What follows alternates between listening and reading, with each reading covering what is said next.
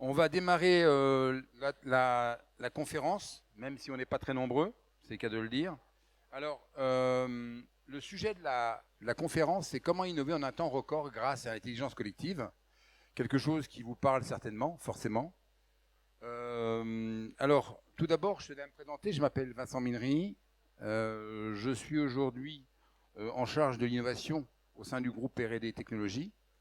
Alors, globalement, le groupe R&D Technologies, c'est un groupe un peu moins d'une centaine de personnes, 18 millions d'euros de chiffre d'affaires et qui existe depuis un peu moins de 25 ans. Et donc, moi, je suis le responsable d'innovation et de tout ce qui est process d'intelligence collective. C'est-à-dire, à chaque fois qu'il faut pouvoir amener une brique supplémentaire en amont, c'est la charge qui m'a été donnée. Alors, forcément, moi, c'est quelque chose qui m'anime et qui m'intéresse avant tout dans son bon fonctionnement, entre autres sur ce qui va être stratégique, c'est-à-dire qu'on va essayer d'innover rapidement sur des données stratégiques face à une concurrence acharnée, et sur une concurrence en fait qui ne veut pas forcément que du bien, face à une obsolescence de technologie également, parce que effectivement c'est à ce moment-là qu'on se remet en cause, ou face à une réglementation qui évolue et qui ne laisse pas forcément insensibles les gens qui la prennent dans les dents. J'aurai des exemples tout à l'heure, si vous le souhaitez, avec des gens comme PDV ou Osram qui ont subi cette réglementation qui les a obligés en fait à innover et rapidement. Alors il y avait le premier point qui était stratégiquement, deuxième point qui est économiquement, parce qu'un lancement au bon moment d'un projet et qui ne suffit pas les affres d'une conception longue et déstructurée, c'est ce qui est intéressant. Trop souvent, on reporte les délais de conception et de lancement d'un produit, on le voit dans les entreprises.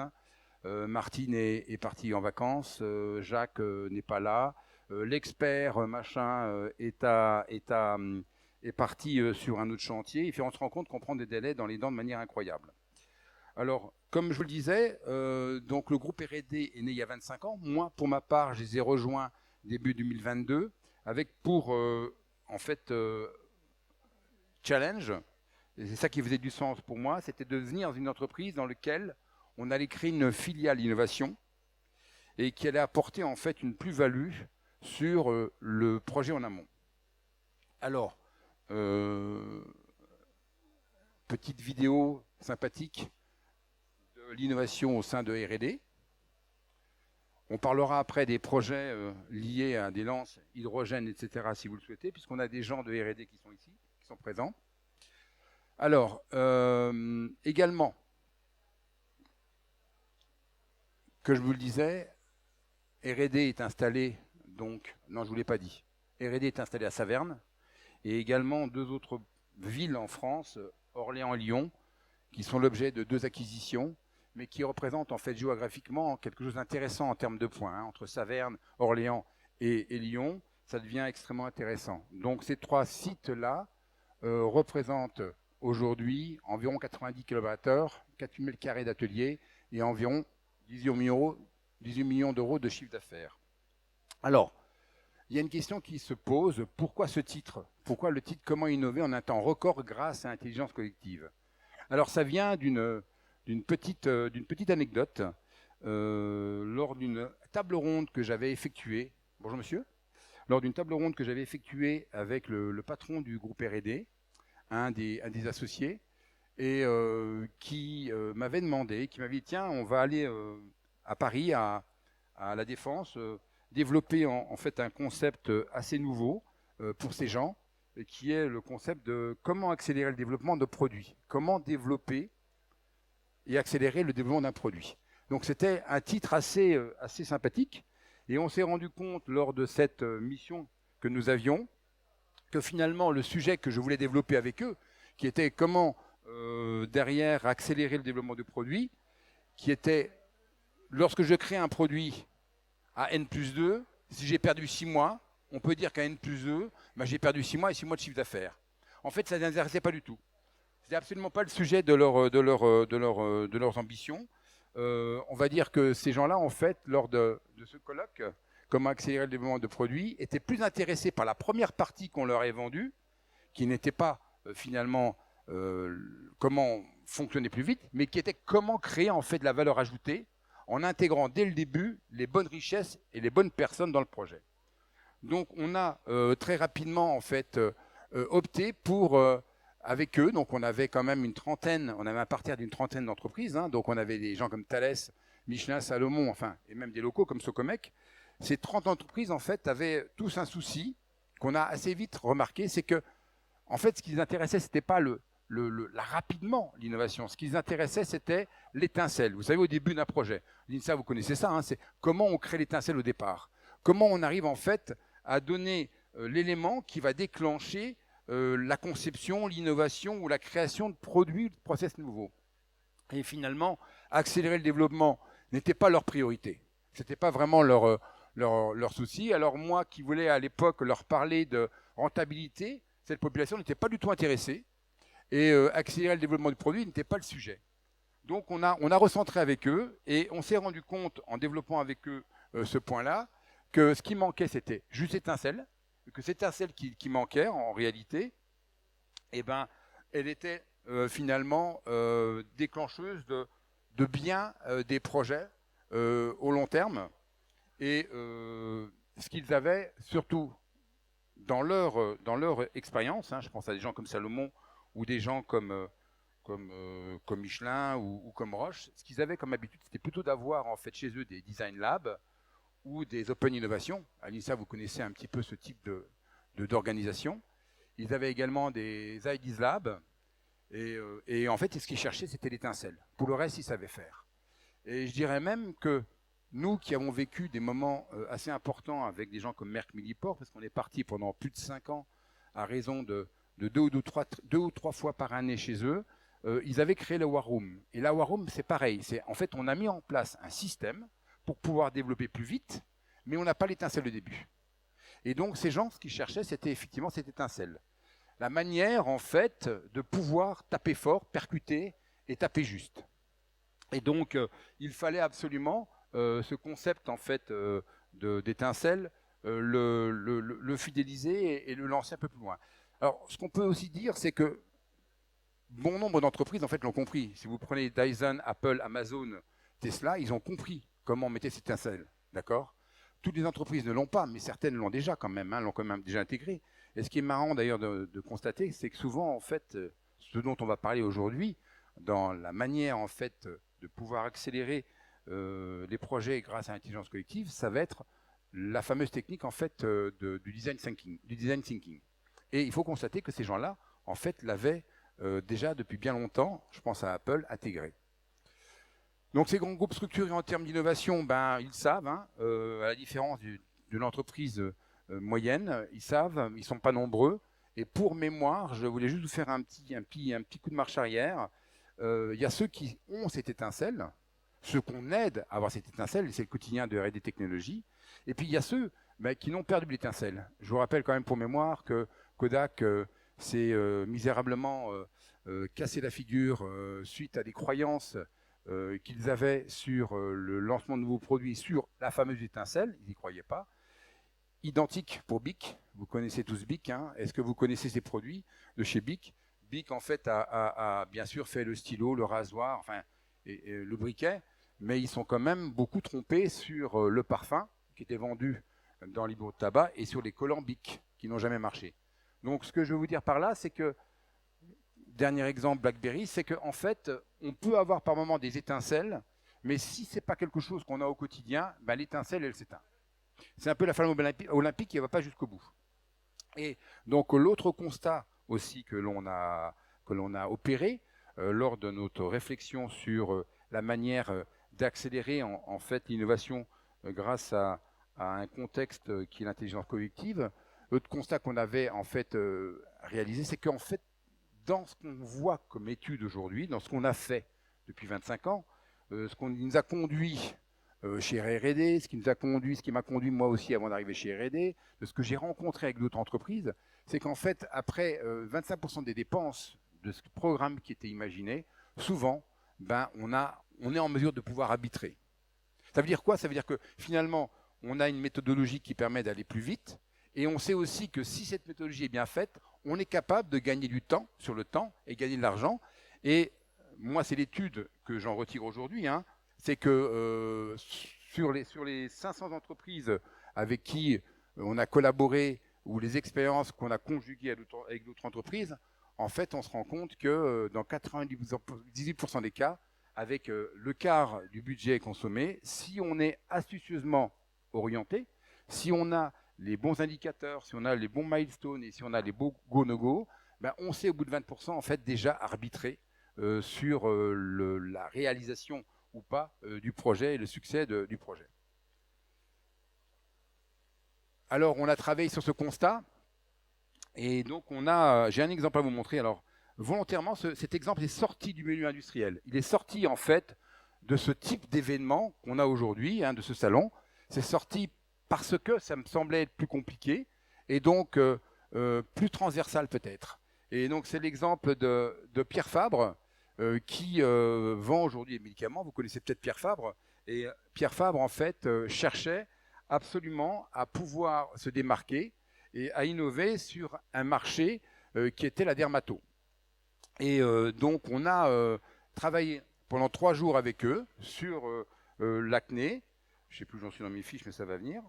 On a travaillé pendant 3 jours avec eux sur l'acné et nous avons en fait fait des groupes de travail avec des experts dès le démarrage du projet. Et ça, c'est un point important.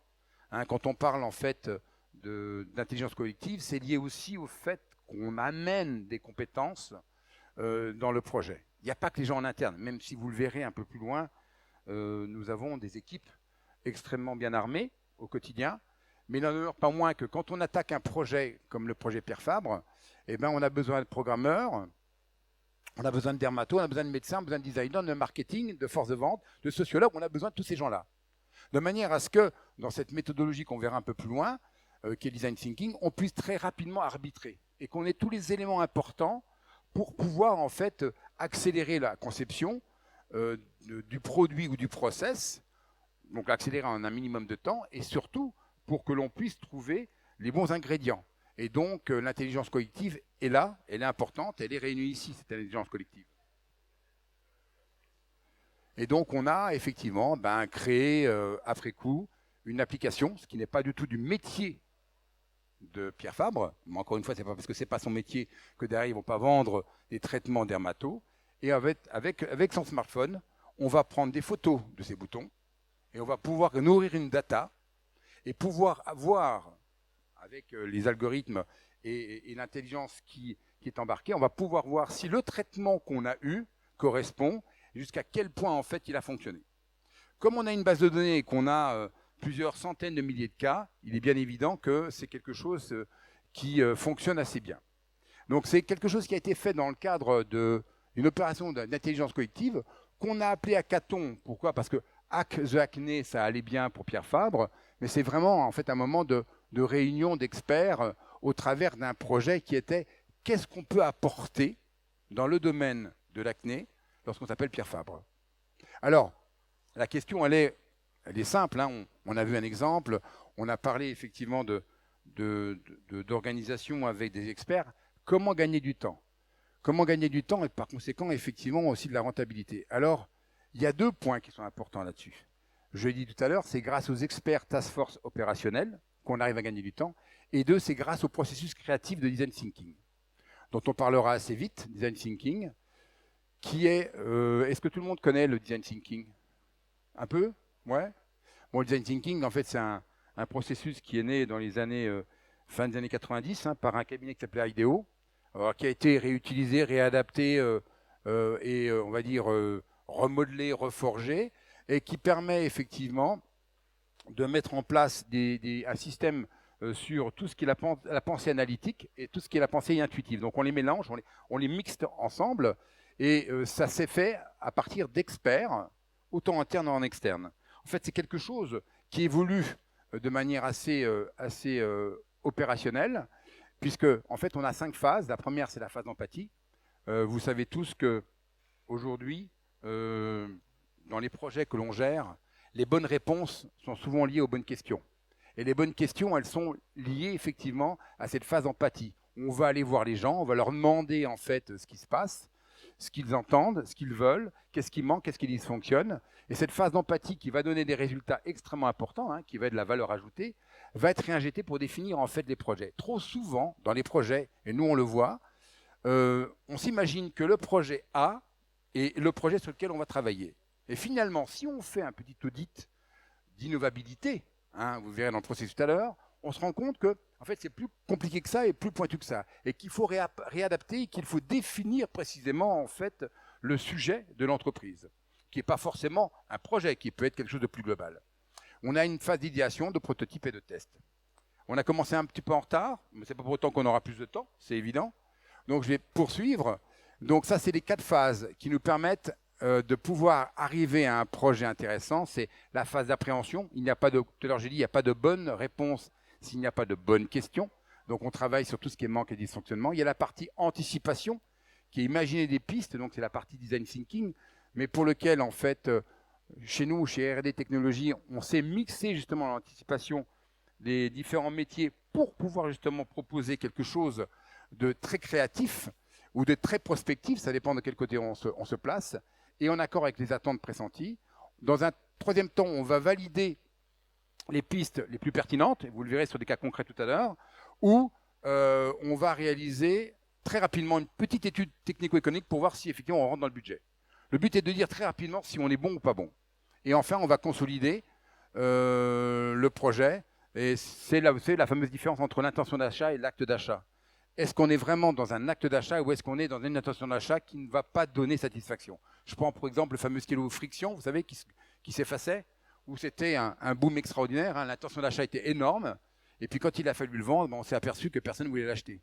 Mis à part nos enfants, personne ne voulait l'acheter. Le banquier ne l'utilise pas, la maîtresse de mes enfants ne l'utilise pas, mon comptable ne l'utilise pas, moi je ne signe pas les chèques avec. Donc, quelque part, en fait, c'est cette partie-là de consolidation qui est importante pour nous dans nos projets, de manière à ne pas partir sur des fausses pistes. Alors, comment intégrer la créativité dans sa culture d'entreprise et faire émerger des idées innovantes et profitables?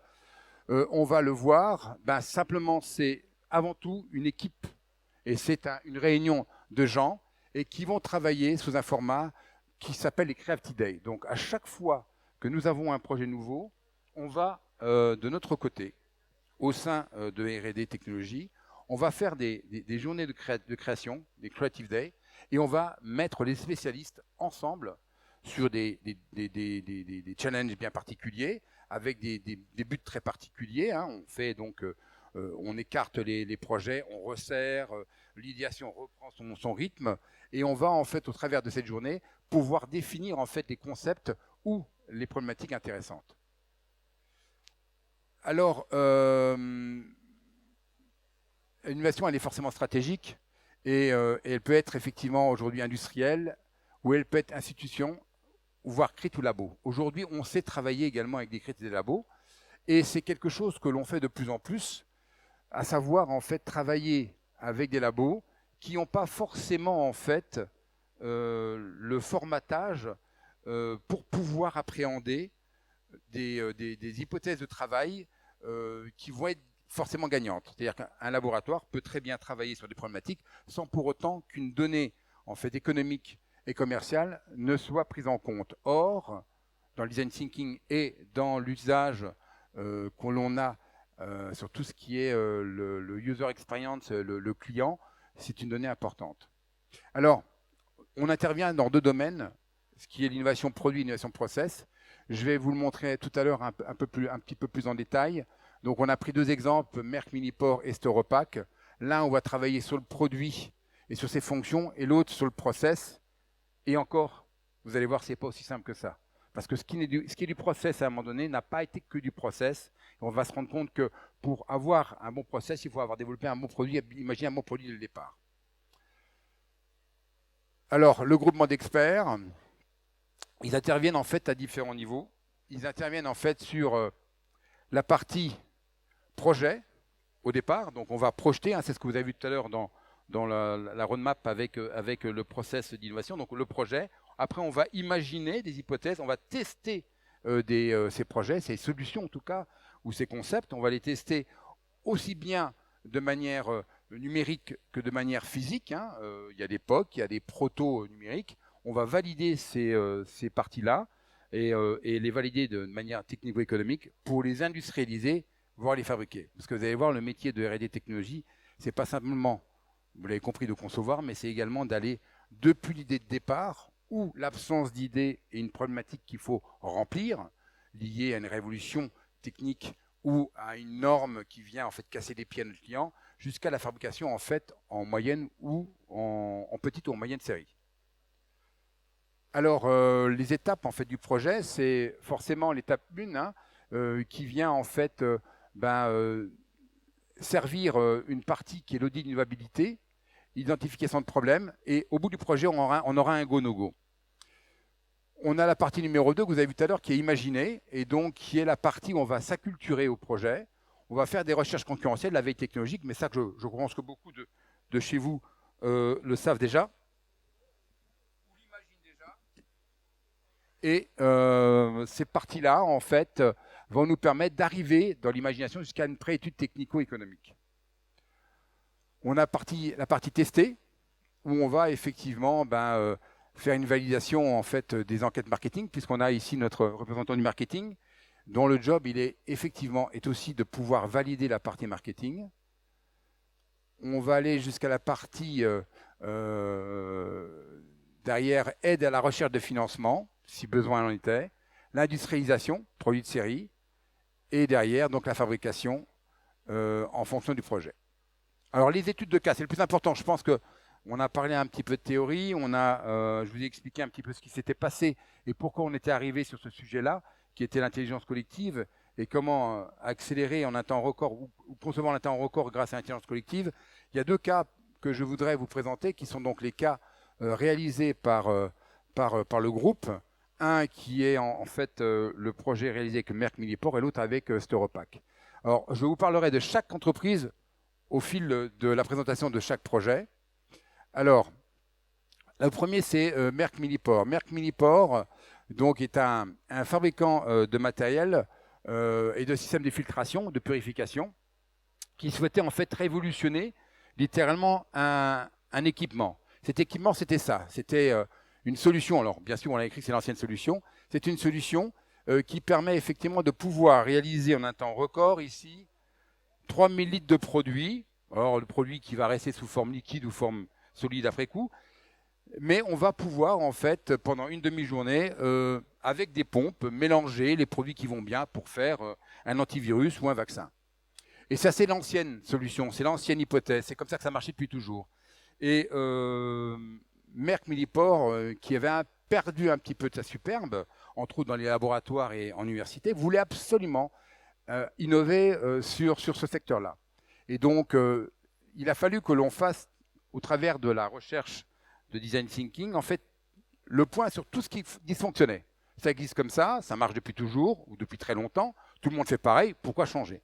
Et donc, on a été voir un petit peu ce qui se passait, on s'est rendu compte très rapidement que le temps de chargement était élevé, les opérations de nettoyage étaient pénibles, c'est-à-dire que quand on faisait un cycle d'une demi-journée et qu'on faisait 3000 litres de produits, nous avions après 2 journées de nettoyage pour nettoyer le moindre pompe, le moindre tuyau, la moindre vanne. Il y avait aussi la filtration, il fallait après coup traiter ces liquides et les rendre acceptables pour le prochain en fait step de fabrication, donc au bout des 2 jours de nettoyage. Puis il y avait une emprise au sol qui est énorme, comme vous pouvez le voir. Là, on est sur des échafaudages. On a deux hauteurs, on a 2 niveaux de complexité de pompe et de vannes. Et donc, nous avons travaillé sur la manière qu'on pouvait avoir de révolutionner véritablement le système de fabrication. Je vais aller assez vite, je vais malheureusement, et on peut en discuter encore après. Et donc, on a, au travers d'une journée de Creative Day, on est arrivé en fait à imaginer un principe tout à fait nouveau, révolutionnaire. Je vous donne le résultat, ça va aller de manière beaucoup plus simple et beaucoup plus efficace. En fait, on a reproduit le schéma que vous avez vu en fait sur les tuyaux en miniaturisé, donc sur ces petits circuits-là, avec les pompes qui vont bien. On a su en fait miniaturiser là où il fut un temps, en fait, on avait besoin de gros tuyaux avec des gros diamètres, des grandes longueurs pour répartir les efforts. On a su miniaturiser au travers en fait d'une poche qui donne le circuit, comme on peut le voir, qui permet de fabriquer un produit, mais qui, à la différence de l'autre, lorsqu'on a produit pendant une demi-journée, on ouvre la porte, on prend le produit qui permet de faire cette filtration, ou de faire ce mélange, on le sort, on l'incinère, on en met un nouveau dedans, quoi. Donc l'idée, ça a été véritablement de pouvoir réellement révolutionner le principe au travers, vous l'avez vu, d'un produit qui est beaucoup plus petit, beaucoup plus accessible, avec un principe beaucoup plus simple aussi pour les opérateurs. Et puis surtout, en termes de production, un gain extraordinaire. On passe de 2 journées et demie à une demi-journée. Et donc, ce qu'il faut savoir aussi, c'est que ce produit, aujourd'hui, R&D Technologies, est super fier de ce produit-là, parce que non seulement on a conçu le produit dans sa totalité, on a imaginé les principes, depuis la base jusqu'à en fait le pilotage aujourd'hui et la manière de pouvoir en fait l'industrialiser, le rationaliser en moyenne série et grand volume. Mais aujourd'hui, là où on est aussi fier, c'est qu'on a aujourd'hui réalisé 250 équipements. C'est-à-dire qu'aujourd'hui, des systèmes comme ça, vous les trouvez chez Moderna, et ils équipent bon nombre de laboratoires ou de producteurs, entre autres pour Moderna, sur des vaccins en fait contre la Covid. Donc c'est vraiment la représentation de ce qu'on peut faire aussi, depuis une idée initiale où on était très très simple, avec de grosses tuyauteries et des grosses skids, jusqu'à en fait un système qui a été miniaturisé et qui est fait en série importante. Donc là, vous avez la totalité en fait du programme, du projet jusqu'à la fabrication. Alors, je vais passer très rapidement au projet Storopac. Alors, Storopac, c'est un sujet. Alors, autant le premier était dédié, soi-disant, du principe et à du process, et finalement, c'est un produit qu'on va vendre, qu'on va en fait vendre aux clients de notre client. Autant, en fait, chez Storopac, l'exemple est assez éloquent. C'est en fait des gens qui, pendant la Covid, ont vu une montée extraordinaire des emballages de produits pour la grande distribution et tout ce qui était en ligne. Et donc, ils ont décidé d'essayer de travailler sur toute la notion en fait de calage plastique qui était en déclin et de normes qui étaient finalement assez contraignantes. Et on s'est rendu compte qu'il y avait effectivement des choses à faire dans ce domaine-là. Il faut savoir que pour Storopac, 50% du chiffre d'affaires est fait avec des systèmes de calage et d'emballage en plastique. Donc, ce qu'on a fait, c'est que nous sommes arrivés dans un premier temps à réaliser en fait un concept de feuille en papier, ce qu'on appelle le paper bubble, une feuille de papier qui permet de caler en fait les éléments. C'est plus un film plastique avec des bulles, c'est un papier. Donc, dans un premier temps, on a d'abord développé cette feuille de papier. Et puis, dans un second temps, en fait, on a lancé un prototype qui est en fait fabriqué à Saverne, qui a produit pendant pratiquement 1 an en fait des feuilles de papier, puisqu'on a envoyé 500 palettes dans le monde entier pour faire des tests avec des gens comme Ikea ou des gens comme Amazon. Et donc, on a lancé ce prototype et aujourd'hui, en fait, on est dans une série où on fabrique une machine. On a fabriqué une machine pour Cincinnati, mais également une pour Reims, et il va y avoir d'autres produits par la suite. Voilà un petit peu le circuit qu'on a suivi. Je crois que le temps m'est compté. Et donc, simplement, vous expliquer très rapidement que nous, aujourd'hui, ce qu'on essaye, effectivement, de manière assez théorique, dans l'absolu, c'est de gagner en time to market, mais ça se remarque effectivement sur nos projets. Je vous invite à nous contacter là-dessus, avec des forces vives chez nous qui sont les BE mécaniques, le BE électrique, le BE automatisme, et tout ce qui va être montage en atelier, donc machine spéciale, ou du montage en série. Donc, on a également en fait un atelier de montage de pharma. Donc, aujourd'hui, ce que je peux encore dire simplement, c'est que quand il y a un projet, c'est un interrupteur unique qui va le suivre et que on va pouvoir, malgré la diversité, comme vous l'avez vu chez Millipore, chez Storopac, chez Merck, pardon, on va pouvoir, avec une équipe en interne et une équipe en externe, en fait, gérer totalement le projet de A jusqu'à Z. Alors, ce qu'on peut dire aussi, c'est qu'on a une structure à taille humaine.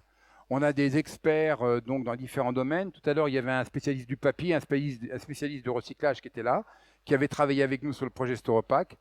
Qu'on a une méthodologie qui a été éprouvée et qu'aujourd'hui, en fait, ça devient une philosophie. C'est-à-dire qu'aujourd'hui, quand on voit un nouveau client, On lui demande d'abord de réaliser chez lui un audit d'innovabilité. Il y a un principe de go-no-go qui fait qu'on n'est jamais parti sur une piste sans en valider la faisabilité. Et donc, on a le droit de faire des retours en arrière, méthode germanique. Bon, l'innovation, elle est intégrée en fait au quotidien dans sa plus large expression, hein, avec des experts du sujet. Et puis, on a aujourd'hui, on va dire, un certain nombre de spécialistes autour de nous qui nous permettent de pouvoir adresser des clients dans ces domaines-là. On est arrivé au bout, c'est ça?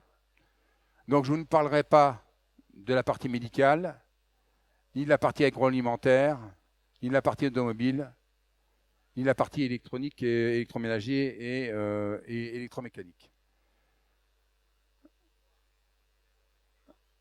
Les témoignages clients, ça sera pour tout à l'heure. Voilà, merci d'avoir été un peu rapide et en même temps un petit peu tendu. Je vous laisse la place.